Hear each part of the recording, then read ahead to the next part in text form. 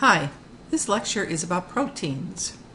So proteins are non-carcinogenic, which means they don't cause cavities, and they are necessary for the growth and development of your teeth and oral structures, especially your tissue, the gum tissue. So the function is to repair worn out or wasted tissues, to build new tissues, and it's the only nutrient that carries out this function. It's used by the body to build antibodies to fight infections. It's essential in blood clotting, and a deficiency can slow down that healing after surgery for perio or any kind of oral surgery. So what are your daily requirements? 15 to 20%. Proteins intake must increase during those periods of growth or during times of healing and repair during injury or surgery. So your patient's going to go in for some implants or for any kind of oral surgery or even a tooth extraction, and you want them to heal, of course, as quickly as possible. You can say that you know that protein helps repair tissue.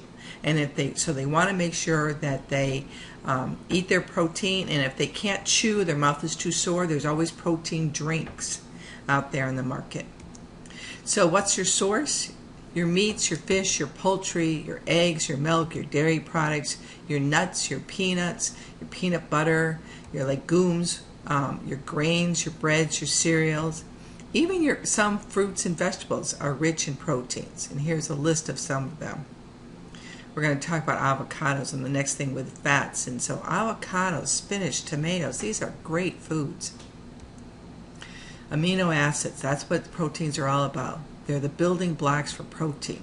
There's 22 of them, and you need every single one. They are strung together in a unit to make a complete protein. All 22 are needed to build new tissues. The absence of one can break that all apart. So the body can make some of these, but not all of them, and not all of them in the right amount. So first you have non-essential amino acids, and these are the ones that the body can make in adequate amount. But then you have your essential amino acids, these that the bodies need but can't make it on their own. So that you have to have a complete protein, and this complete protein will give you all of the 22 amino acids. And what are they? These are all your animal products, your meat, your cheese, your milk, your fish, your eggs.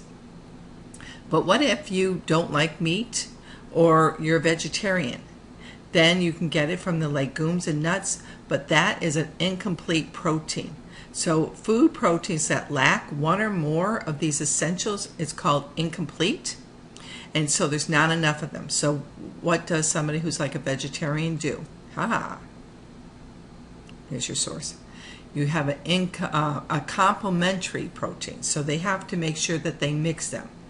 An incomplete protein from different sources that work together to supply missing or incomplete amino acids.